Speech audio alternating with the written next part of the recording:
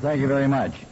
My name is Norm, and I'm an alcoholic from Monrovia. And I'm extremely happy to have the opportunity to be here, and I want to thank Bruce and Henry and the entire committee for the opportunity to be here tonight to participate, the opportunity to see some old friends and to reunite myself with some old friends and to meet some new people here.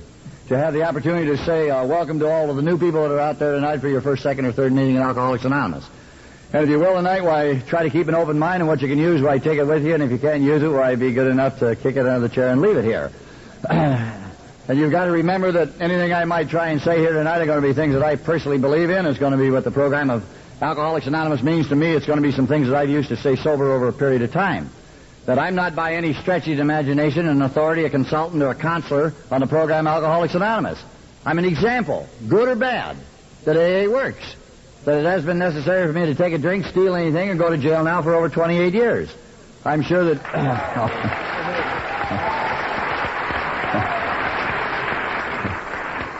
I really didn't think anybody would be impressed.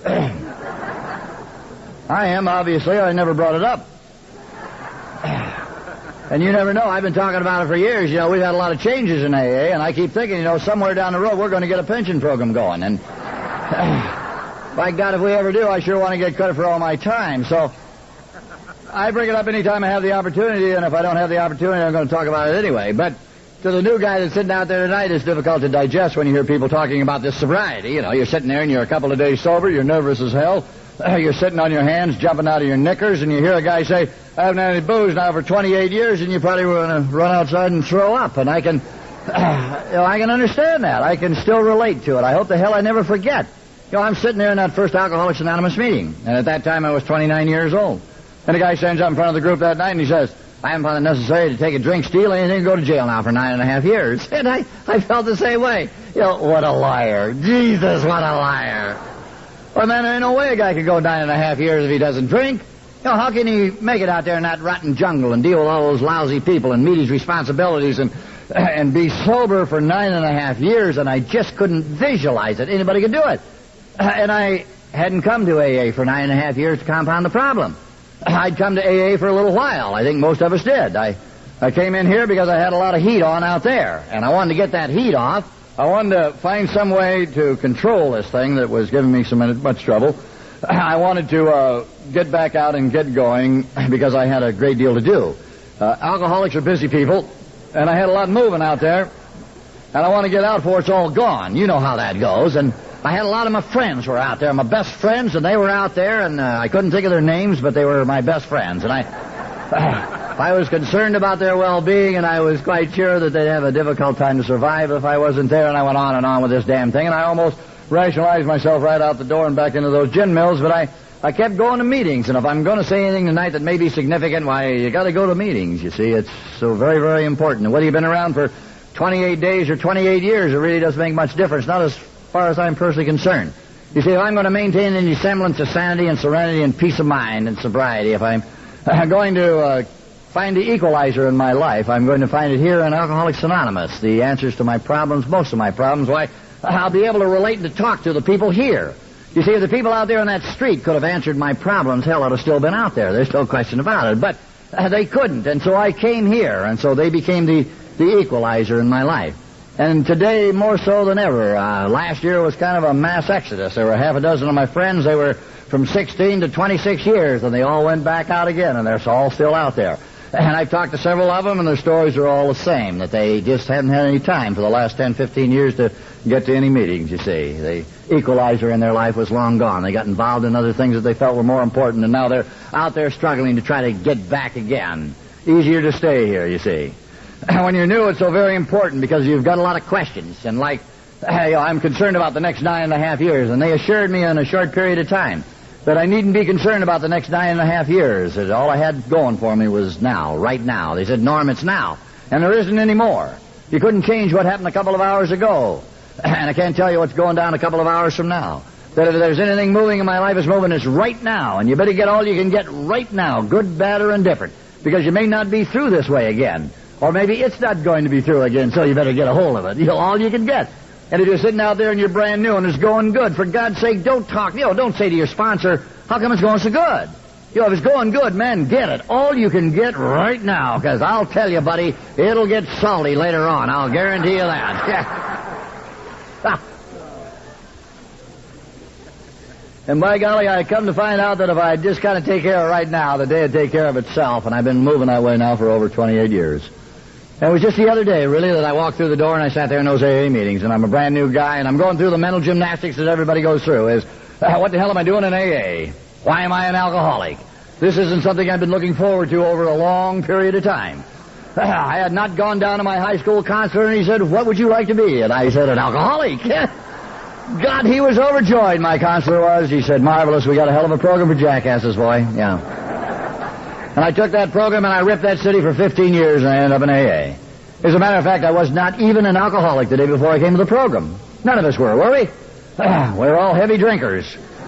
Victim of unusual circumstances and rotten drivers. But man, I ain't no alcoholic, And so I'm sitting there wondering, why is it? All of a sudden, here I am, and I am an alcoholic. I'm an alcoholic probably by virtue of my family. My family are all heavy drinkers. They did a lot of boozing out there, but I was the only alcoholic in the whole rotten family, and that bothered me a lot. You see, I thought, why have I been given the cross to carry when I'm the best they produced? And there was never any question about that, because I talked to myself about that several times, and the answer always came out, you are the greatest guy you know. Yes, well, why are you an alcoholic and nobody in your family's alcoholic? And I couldn't solve that problem.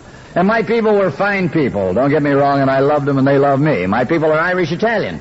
They're not overly intelligent. They talk a lot with their hands. They're too poor to paint and too proud to whitewash, and that'd take care of us for about 75 years out there. But by God, when you want to know something about booze, you come to see us, and we'll tell you about it. We not only told you about it, but we made it. The Italians made it, the Irish drank it, and I got to AA, and that's about the way it went. Yeah. I felt between my family and the environment that the problem was there. I'm a product of L.A., and anybody coming out of Los Angeles had a lot of trouble with it. Hell, L.A. is a city, isn't it? And you can get out anywhere you want to get out of. If you want it bad enough, and you're willing to make the sacrifices to get it to do it, people, places, and things don't make anybody anything. No, whiskey made me alcoholic. And if you're sitting out there new tonight, well, maybe your problem is the same, identical to mine, you see. And I figured all that out by myself. It was the whiskey. That was it. I drank that whiskey out there as hard and as fast as I could drink it. And somewhere in that lottery of my life, I crossed some invisible line from the social aspect of drinking to the compulsive area. One's too many and 1,000 aren't enough. Looking for the answer, living on a quart of whiskey, and I can't find it. The whiskey was the problem, and I'm the guy that did the drinking. So when you get down to the bottom line, I'm the problem. And that hasn't changed up to or including today, because no matter where I go, I'm the first guy to get there. I don't think any of us had to call somebody up and say, Charlie, I'm down here on Vermont. Will you please come down and help me get it screwed up? I have never had to do that. I've been able to overreact to any situation, anywhere, anytime. I don't need anybody to help me out there. I had all that before I ever took a drink. I still revert back to that old personality from time to time. I'm the first guy to admit that making money's good, but getting even's better a lot of times. Sure. And that's the way it used to be. That was me. These were all the qualifications I had long before that booze. I traveled half the world in half my life. I made a complete ass of myself. I spent money I didn't have, buying things I didn't need, trying to impress people I didn't like. I sat around them bar stools and talked to them high rollers about being all things to all people. I built the castles in the air and formed the corporations. I talked in millions spent and thousands and never had a dollar in my pocket. I drove the Cadillacs up and down the bar night after night after night. And when them big money people said, what do you do, man? I said, I do it all, boy. I thought, yeah. I'm the general manager of the universe, and don't you ever forget that. The alcoholic spends a lifetime impressing a group of people he's never met in his life that he is something he isn't. God, you might find me in August driving around L.A. with the windows rolled up in my car and make them think I had an air conditioner, you know.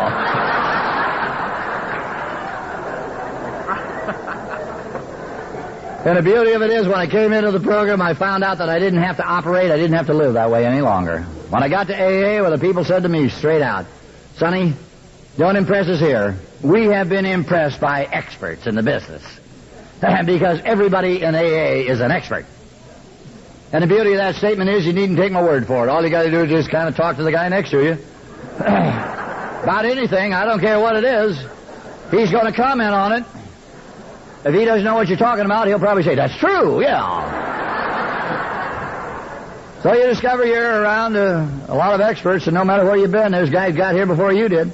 I remember one night I was telling this guy I thought he'd be impressed. I was new, and I said, "Si, I've been in jail about 25 times." He says, "The hell you have, son. I did that in a year." So you learn real early, just lay it all down and grab the package that's available to you here and be yourself. I don't have to compete with anybody today. I don't have to compete with you, or you with I. All I got to be today is to be sober and be a little bit better than what I was yesterday, and that's enough. And if you're new here this evening, you might give it a little thought, and you just might grab that package, and you might take it out with me tomorrow on that city street, and you might spend the day just being sober, being yourself, and being a little bit better than what you were yesterday. And I can tell you without any reservation whatsoever, it's the best deal I ever had in my life. And I'm a guy that looked half the world out there trying to find the best deal. And I didn't find it. Not until I got here and was surrounded and introduced and subjected to a marvelous group of people that chose to call themselves Alcoholics Anonymous. This evening to tell you just briefly about what I was like. I've told you a great deal. I got a bad attitude, and by virtue of my bad attitude, I got a rotten attitude, as a matter of fact. And because of my rotten attitude, I had a lot of rotten trouble out there. My rotten trouble started in 1939. I wasn't drinking in 39, I was stealing. I was too young to drink. I'm a thief by trade. I'm an alcoholic by absorption. I was a vice president, general manager of all the outside operations of the Midnight Auto Supply in the San Gabriel Valley. I was in the car business. I could sum it all up by saying if it was too big to carry, I laid down beside it and claimed it, and that was the way it went. I became one of the greatest and finest car thieves that ever came out of the valley, but it was illegal. I was arrested. I went to jail, and that was the end of that vocation. After I got out of the can, I started, I suppose, looking for something that was going to get me, all moving, that fantasy land, and that booze walked in. The first time I was drunk in my life was in 1941. It was Easter week in Los Angeles. Easter week, Balboa Beach, the Rendezvous Ballroom, Stan Kenton, and Padre beer, and what a deal. Jesus, we'd drink a little Padre, and we'd get a little buzz on, we'd go in that dance hall, and we'd dance with them dollies, and we'd act 4 times drunker than what we were, and we'd breathe on them girls, let them know, Big man's in from L.A., baby. What do you say, huh? Got a little booze out there in the car, Oh, yeah. It was a lot of fun. Hell, it was fun. In the beginning, I didn't have any trouble. I didn't get any jams. I didn't wake up in the morning and have more to drink. On the weekends, was the way it went. We either went to the Cotton Club down in Culver City, or the Trianon in Southgate, or the Pasadena Civic, or the Rendezvous Ballroom and down in Balboa, and there was the Dorsey Brothers and Kenton and the rest of it. It was fun. And I kind of ground it out. I moved out of Padre because it never gave you enough. You had to drink a lot of it to get a buzz on it. I'm a guy that looked for the buzz. And I moved from the Padre to the Rainier Ale, the old Green Death. And from the Green Death, I moved into whiskey.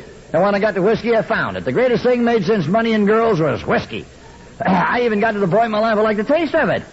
Yeah, God, what a break. My sponsor drank for over 30 years and hated every drop he ever drank, But I got to the point that I liked the taste of it. But I like the buzz. Man, that whiskey gets your attention. And it gets it right now. It gets you downtown. And, man, that's all I ever wanted to be. I want to be downtown. And I don't want to get there in a little bit. I want to get there right now. And you got to admit that whiskey does. Difficult in the beginning when you're young and you're training out there. And I broke in on that 10 high. And that was about as rotten as you can get, that old 10 high. Burned going and coming, and ran out my nose and made my eyes water. But I hung in, and I think that's important. If a guy's going to be an alcoholic, he doesn't give up because he heaves a little, does he? You stay in there, man, yeah. And the day comes you can drink a pint of whiskey and you don't heave anymore, and you kind of feel good all over about it, don't you? Yeah. And that was the beginning of the end. That whiskey started getting me in more trouble than I had been in before. I violated my probation in the end of 41. They were going to send me back to jail. The war broke out by then, and rather than go to jail, they gave me the opportunity to join the service. So I joined the Navy. I went in the Navy in January 1942. I stayed 4 years. I went into seaman, came out a seaman. That's pretty hard to do. People said to me, Norm, how did you do that? And I said, you just put your mind to it, that's all, right? An alcoholic, he can do it if he wants to. Other guys said, well, how come he didn't get a kick out of BCD or something worse, And I said, I'm sure, like most alcoholics, hell, I'm a hard worker.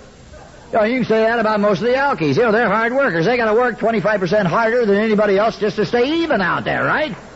That old alkie's always coming from behind. He's always got the heat on. In order to get the heat off, when he's right, he's got to go. Our best day is Tuesday. We miss Monday. Man, we give her hell Tuesday, don't we? We run all over. We're doing 4 jobs in one, getting that heat off out there. And that was the story of my life. I like ships. I like the sea. When I was aboard ship and I was at sea, I did a good job. I didn't get in any trouble. I drank some of that shipboard juice, a little Aquavelva, Vitalis, Sneaky Pete, a little fermented coconut juice, a few things like that. Stuff made by all those amateur distillers, but I was able to kind of keep it under control. But when that ship pulled into port and I was on the beach, man, I'm in a jam. One jam after another. I never got back to the ship until they hauled me in. I was court-martialed for many things. I had a deck, a summary, and a general court. I did 11 and a half months in the Navy brig up on the top of Goat Island off a general court-martial. Had 70, 80 days solitary confinement on bread and water, some other miscellaneous things that aren't important, but all directly due to booze. I survived the service. And I came back to L.A. in 46. In 46, that invisible line I made mention. I passed it. I'm that guy out there really looking for that answer to living, that quart of whiskey now. Can't live with it and can't live without it and don't want to. I crossed that invisible line, I really couldn't tell you. 19, 20, doesn't really make any difference, but in 1946, I'm now starting to always come from behind. In 1946, strange things happened, in spite of myself. I heard about AA. In 1946, I was having a bad time in a rotten town down south called Pasadena. Bad town. Bad cops, rotten judge, terrible jail. I was having a lot of problems in that town. I got picked up on my second 502, and I went in front of the judge, and the judge says, a year, suspended, 3-year probation. He said, your probation stipulates, son, that if you're in a place that serves or sells alcoholic beverages, you're in violation. If I hear about it, or the probation department hears about it, you're going to be violated, and you're going back to jail, and you're going to give me that year. Get the hell out of my courtroom. And I remember that day like yesterday. And I'm walking out of the courtroom with that sigh of relief to know that I've got through one more jam. And I'm saying to myself, self, don't drink in Pasadena, right? You don't have to have 130 IQ to know you're having a hell of a lot of trouble in that town. And it all seems to revolve around this booze. So don't do any drinking there. All right, I'm not gonna. And I stayed out of town 2-3 months. The inevitable happened. Things are going good. And I'm drinking one night down one of the beach towns. I committed the cardinal sin. While I was drinking, I started to think. An alcoholic should never do that. He should think or drink, but he should never do them both at the same time. Because I got to thinking about silly things like, I'm going back to Pasadena. Yeah. Well, that makes a lot of sense. About 10 o'clock and you're half smashed. And so I got in my automobile and I drove back to Pasadena and I pulled into a place there called the Green Terrace. I met a buddy of mine and we decided to close the place, and we did. And the last thing I remember is we were heading for Eagle Rock. There was an after-hours joint over there, and that's the last thing I remember till a car made a left turn in front of me, and I couldn't see it. And I smashed into the side of it, and when I woke up in the morning, I was in jail in Pasadena. Well, I pulled a booking slip out of my pocket, and I'm cited on a 501 felony, drunk driving, hit and run, bodily injury involved, and I might add, but for the grace of God that looks after damn fools and drunks, I didn't kill 4 people out there on the city street that night. You see, alcoholism is a game of seconds and inches. You know, a few inches, a few seconds, a snap of the finger. 3.5, 4 feet, that's all you got to talk about. If I'd have been over about 3.5 feet at the broadside of that car, the rate of speed I was traveling, I'd have killed the people. I recognize that today. And how strange it is. God moving in these strange and mysterious ways, and no matter what I do or I don't do, it works out that way anyway. Here I am, and I'm back into a town that I said I'd never be back to again. To hit a car, to walk down and stand in front of a judge who has no choice but to send me to jail. And in the city jail, I shared a jail cell with a guy who was going to AA. Now, that's crazy, isn't it? 200, 250 guys are doing time. One guy gets out of jail once a week to go to AA. Some people used to pick him up. They take him to a meeting. He was a trustee. It was an honor system. They take him to a meeting, and after the meeting, they bring him back, and they would lock him up, and we would sit there, and we would talk about this program. I didn't want to talk about it. He wanted to talk about it, and so we talked. You know, you don't have a big audience in a jail cell. And he would always come back to say, Norm, why don't you come to a meeting? You're in here because of booze, and why don't you go to a meeting with me? And I told him, words to this effect. I said, Sully, I'm not an alcoholic. I don't need this thing, whatever you want, this AA thing. I'm having a lot of problems and bad luck and rotten people out there and a hell of a lot of bad drivers. I mean, I ain't no alcoholic. And good God, I'm much too young to be an alcoholic. I said, Jesus, I get to be your age. You're 36, what do you really got to look forward to? What do you have to contribute to anybody out there? You might as well go to AA. You have nothing else left. And that was the end of that. He went his and I went mine, but that seed was planted, and I never forgot about that guy, and over the next 8.5 years, periodically, I used to wonder what the hell ever happened to Sully. I wonder if he's still around. I wonder if AA's here. I wonder if he's going. In 1954, in February, I'm laying on the floor, and I'm about as sick as I've been in a long time, and I'm laying there thinking I just can't go on this way, and I got to wondering, what the hell is old Sullivan doing? I wonder if he's still going to sing AA. And I went in and I picked up a telephone and I called the central office in Los Angeles because I was trying to find a guy named Sullivan I'd shared a jail cell with in 1946. That seed is extremely strong. I didn't go to any meetings. I knew very little about AA. If you're sitting out there new tonight, why, the seed is planted. And now you may choose to go back out again, and you may be sitting around them gin mills out there, but rest assured, we're going to be with you, by God, I'll tell you that. Because the one thing we guarantee here is we'll absolutely louse up your drinking. That much is for sure. I hope the hell you don't have to go, but if you do, I hope you come back to see us. Well, I stayed out there 8.5 years. I drank a lot of whiskey in order that I might qualify for this program. I went to work for one of the largest construction firms in the world. I stayed with them 11 years. The company at that time was owned and operated by 3 Yugoslavs that came from the old country. They made all their money with hard work and good whiskey, so I fit. And we got work going in the 11 western states. We're in the pipeline business and the tunnel business. I hit that high road. I'm at the right place at the right time. And the jobs are bigger and better, and the money's coming in. I'm drinking better booze in better places, and life is good. And then I had a little setback. I met and married a red-headed Irish woman. Had a violent temper, a rotten disposition, yelled at me a great deal, never recognized my sensitivity, and was pregnant every other year. It was incredible. I know my bar associates had told me, Norm, don't ever marry a woman who ain't got a job. You're in deep trouble. Make sure she's working. You've now doubled your income. About midnight, that makes a lot of sense. I've been running with old Red. We've been going around together, and we decided one night we'd turn the trick, and we got married. She had a hell of a job. Things couldn't have been better. A couple of months later, I walk in the house, and the impossible scene. She says, Norm, I've been to the doctor. I'm pregnant. I have to quit my job. I've got to get off my feet. I couldn't believe what I was hearing. Did you ever tell that to an alcoholic? Tell him anything, something you don't want to believe. I don't want to believe that.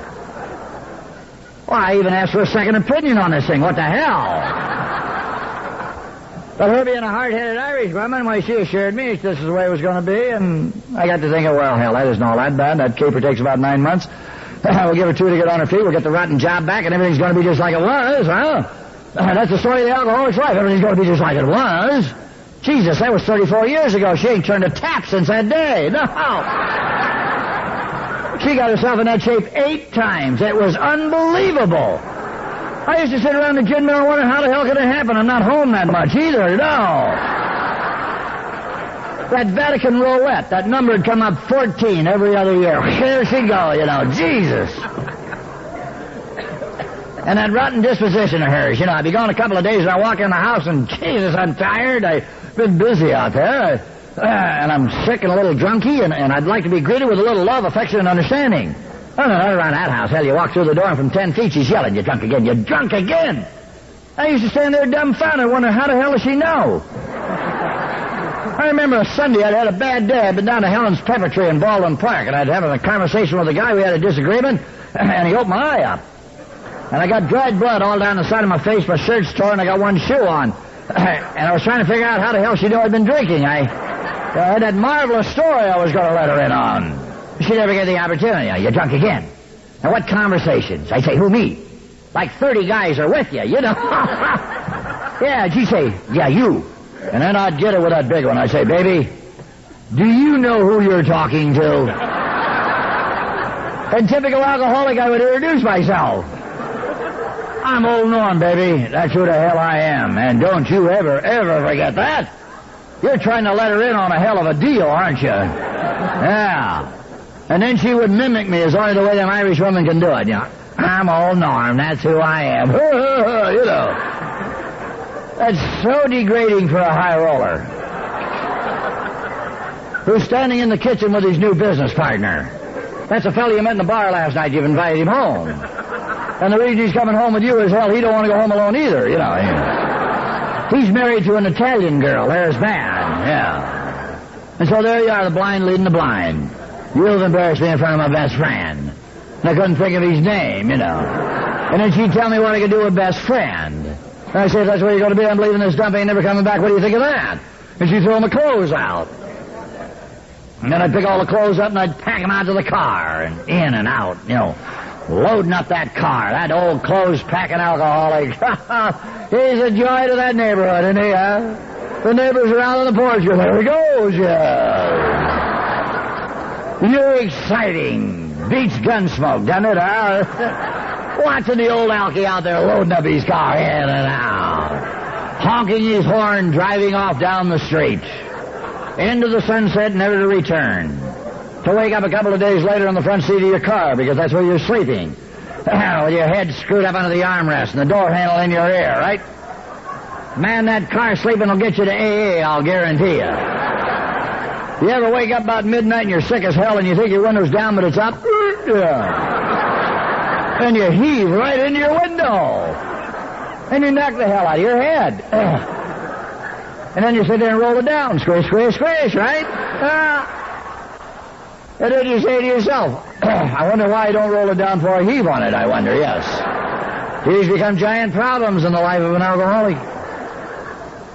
Now I gotta go home because I gotta wash the car out, and on the way home I have a flat tire.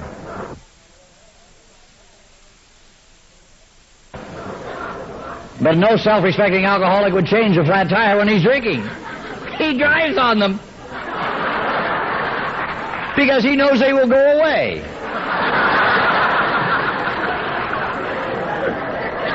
Everything that is disagreeable in our lives will go away. We drink enough booze, it all goes away. The tire goes away. It gets all chewed up. You're driving on the rim. We have a lot of rim drivers in AA. Did you ever see a rim driver coming home? He's got the death grip on that wheel, you know.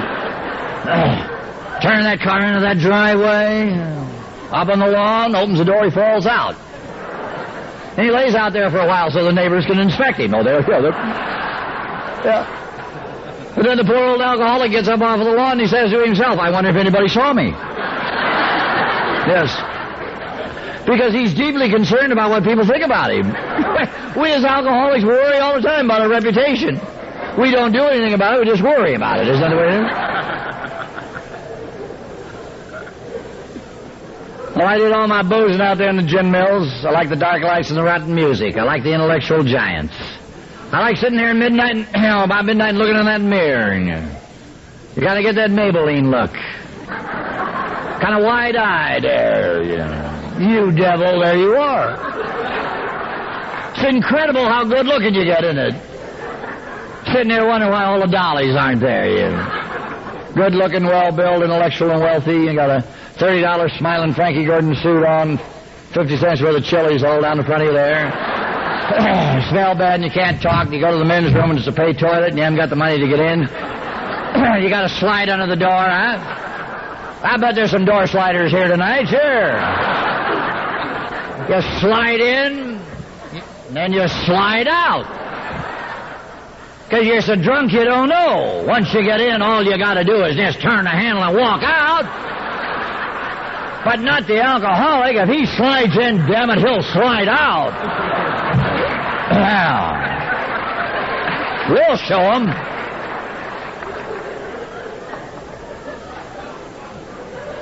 And we laugh.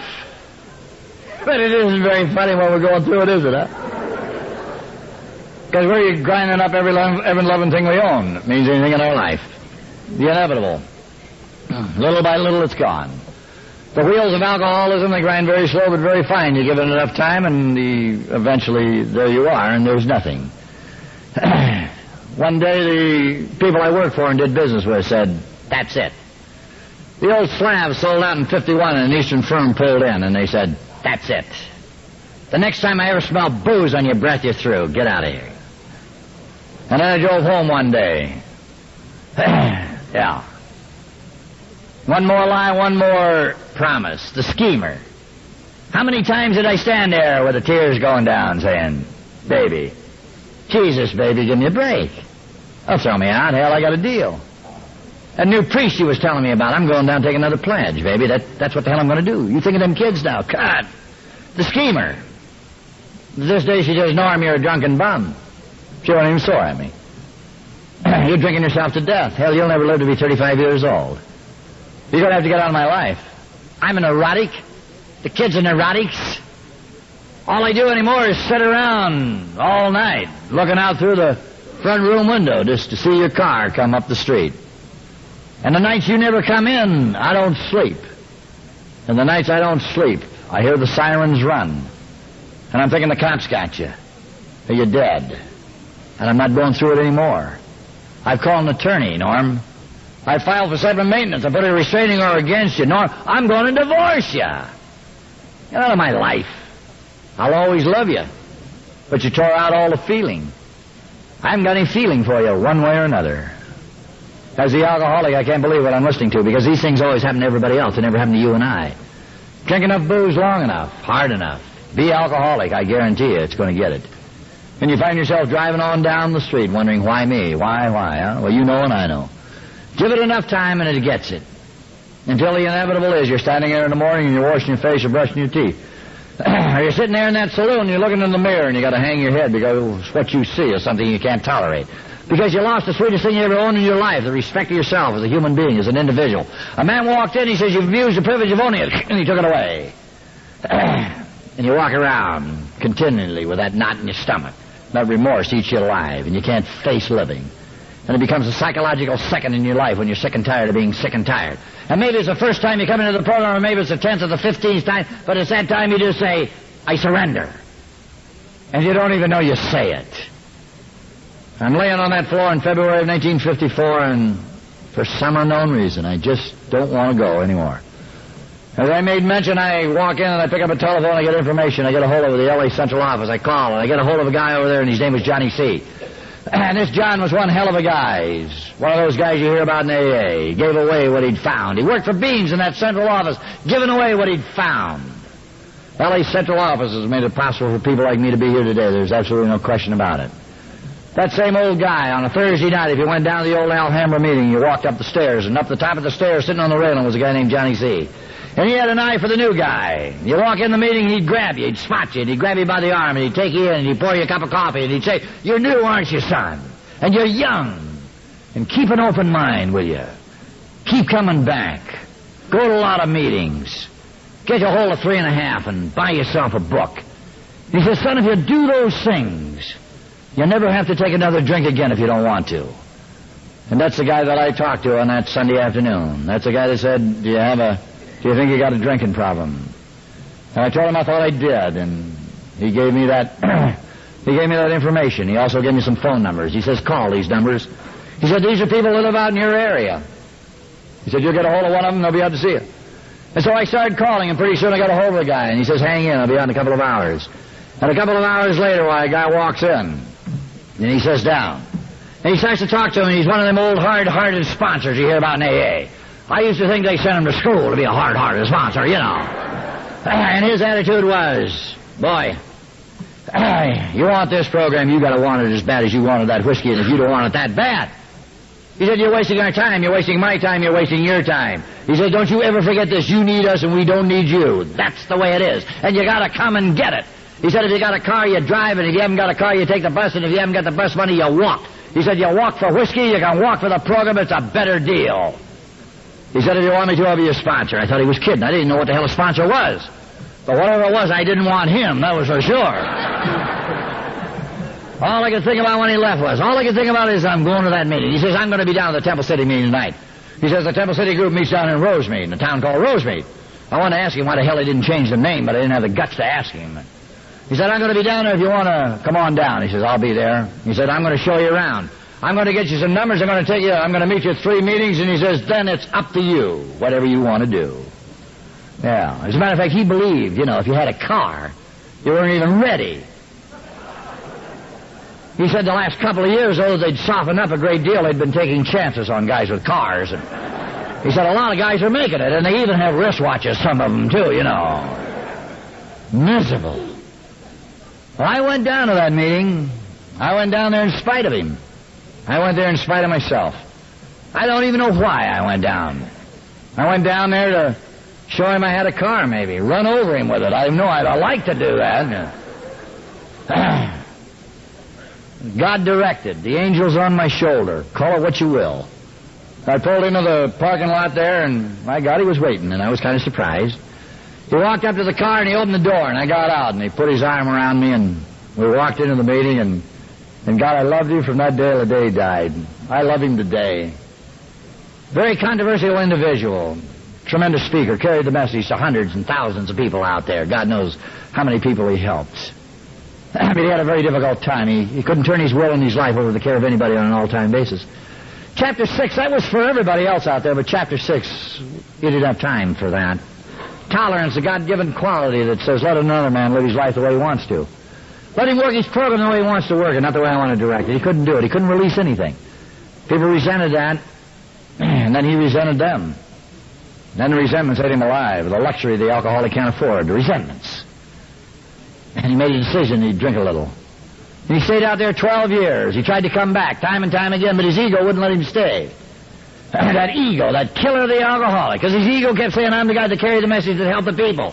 How many times I heard him say, Norm, Jesus, all the guys I sponsored, Christ, they're my sponsor now. And he'd go back out. Then he had a severe heart attack after damn near 12 years. And he came back to see us, and he spent a year and a half, and then he died. And I love him, because he's the guy that took the time to come to see me. He's the guy that took the time to meet me down there on that Sunday evening and bring me in, pour me a cup of coffee, and introduce me around. 70, 80 of the finest drunks ever came out of the San Gabriel Valley, I'll tell you that. An extremely wealthy group in those days. My God, we had so much money in the group in those days, we had donuts before and after the meeting. Can you believe that? Red jelly donuts, a sign of true status. Red jelly donuts. Not crummy old plain donuts or rotten cookies. Red jelly donuts. They're extremely good eating. Good for new people. My God, you see a new guy coming through the door and he's all green and hung out. And the Red Jelly Donut Committee would slide up on him there. Nice to have you here. You're new, aren't you? Would you like a donut? Oh, Jesus, no. Did you ever look at a red jelly donut when you got a hangover? God, it'll make your teeth itch, I'll guarantee you. And then the meeting began, and a man stood up there in front of the group. And he told what he was like, what happened, what he was trying to be like now. The old L.A. Central Avenue group put the whole meeting on. In those days, why, once a month, some outside group would come in and they put the whole meeting on. That night it was the L.A. Central Avenue group. The only two speakers that I remembered their names, they were the short speakers. One of them was a fellow named Tokay. Another name, the gal, her name was Willamay. She was a domestic for one of the movie people in Hollywood, and she'd found the program through him. He had never made the program, but she had. And then the major speaker was that guy that stood up there and said, I haven't found it necessary to take a drink, steal anything, or go to jail for 9.5 years. And I couldn't believe what I was looking at. 9.5 years. And he talked about how people knocked the hell out of him and how he went to jail. He'd been in over 80 jails. He drank some stuff called Jamaica ginger, and he gave him the Jake leg, and it crippled him up so bad it put him in a hospital for a couple of months. And everybody is hysterical because the bugger can't walk. And your sponsor's sitting there going, did you hear? He can't walk. You God, what the hell's so funny about it, Jake leg? I don't even know what he's talking about. I'm sitting there thinking, what the hell am I doing here? I'm underqualified. What kind of a story have I got, for God's sake? I've been in 25 rotten jails at the outside. I drank a little Vitalis and that Sneaky Pete. It ain't nothing compared to that guy. Then I'm too young. And then he hits you with a big one. Doesn't make any difference. Doesn't make any difference what you drank or where you drank it or how much you consumed or how old you are. It's what it's doing to you. He said if it's tearing up any part of your life, you don't have to go any farther. And as I sat there that night, the one thing I knew, past a shadow of a doubt, that it tore the hell out of my life. I'm not so sure I want to quit drinking. No.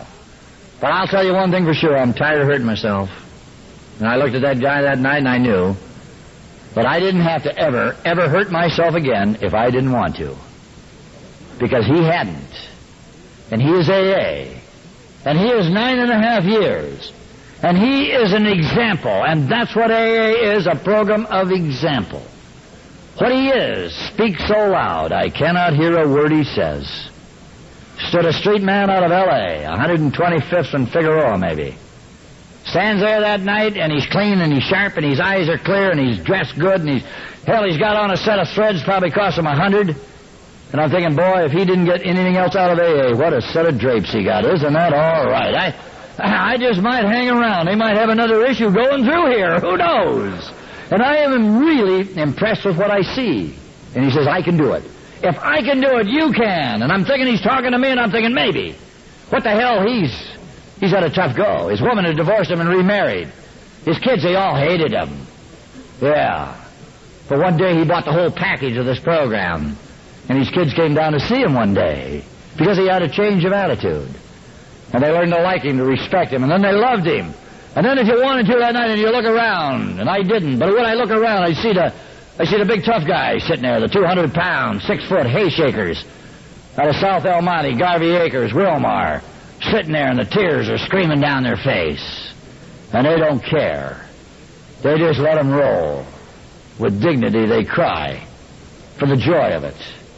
And the story was told. But they would laugh because they were miserable, and they cried because they were happy, and they called it Alcoholics Anonymous. And you may sit there tonight and say that's oversimplification, and it may be.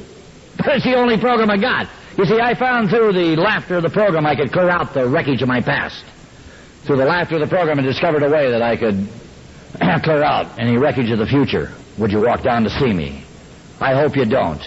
But would you? Give me the strength to laugh a little. And through the laughter I found a way to take 1,000 pounds of guilt off my back, and I laid it down. And through the laughter I was able to walk out and be among them. I made a transition, and I quit taking. And I started to give a little. And taking, you see, is by nature. That's me. I'm a taker of things and a user of people. I'm a loser. All takers are losers. You're looking at one here. I had absolutely nothing in my life until I learned to have something, you must give something. To pick up an ashtray, a coffee cup. To put away the chairs, to become the secretary of the group. Or central service, general service, or making the call on the guy that's suffering out there in the street. We don't guarantee that you're going to find anything necessarily in a material sense. But in a sense of well-being. I'll give you the world. A sense of well-being. I drank whiskey because it gave me a sense of well-being. I felt good. It gave me a buzz. I hit that plateau and I'm buzzy all over. Man, I feel good. And I'll order one more just to stay even. Down the chute. And when I woke up in the morning, that buzz was gone. And in his face was that old friend of mine, remorse. What do you say, Norm?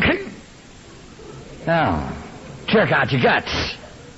And I drink a little whiskey. He's gone. Yeah, but it was a temporary thing. I traded that in for the sense of well-being I've experienced here. And all I've had to do is be willing to give a little for the hell of it and want nothing in return. Helping people to help themselves to get in the day, and that's what the bottom line is all about. As I look back now and I think, there was days when I damn near turned it all back. The second meeting I went to was almost the last meeting I ever attended in Alcoholics Anonymous. As I was walking out of that Temple City meeting, my sponsor says, tomorrow night I'm going to a meeting over at the Villa Street group. It's in Pasadena. I said, you're kidding. He said, no, I always go to Pasadena on Monday night. I said, Pasadena's a rotten town. Why would you go there? He says, I'm going. If you don't want to go, don't go. And I'm thinking, what the hell, you don't think I can drive that far? I'm going to go, by God. I was a little nervous, but I pulled into Pasadena. Went to that Villa Street group. It was the old-timers group. You had to be sober 10 years to read the steps. The speaker that night been in AA 137 years. He was an old-timer. The guy's name was Artie. I got to know Artie. I got to love him. When Artie spoke at these AA meetings, he always showed a picture of himself. It was a great big blown-up mugshot taken home when he was doing time in the county jail. The point that he tried to get across, he says, look at me here when I'm drinking. Look at me now. I look at the picture. I look at Artie. I thought, he looked better drunk. Yes, he did. Yeah. I got to get the hell out of here. Yeah, ageism. The next day on the way to work, I'm coming down here on the highway. I went through Irwindale, and there's Tony's Liquor Store in Irwindale. The car made a left turn. It always did. Yeah. Pulled into Tony's Liquor Store. I walked in, and there's Tony, baby. Give me a pony. Yep, there it is. Took it out of the car, broke it, and took a drag. Threw it away. From that day to this, it hasn't been necessary to take a drink. God moves in strange and mysterious ways, and no matter what you do or you don't do, it works out the way anyway. My sponsor said, you got to go to 3 meetings, and I didn't want him to think I couldn't get to 3 meetings. So I went to the 3rd meeting, and I met a half a dozen guys, and we were about the same age, and we started going together, running together, having meetings together, having meetings after the meetings together, getting that in-depth inventory taken. Notice there was a lot of flakes in AA, a lot of cliques. Formed our own clique to be against some other cliques out there. That's what you got to do.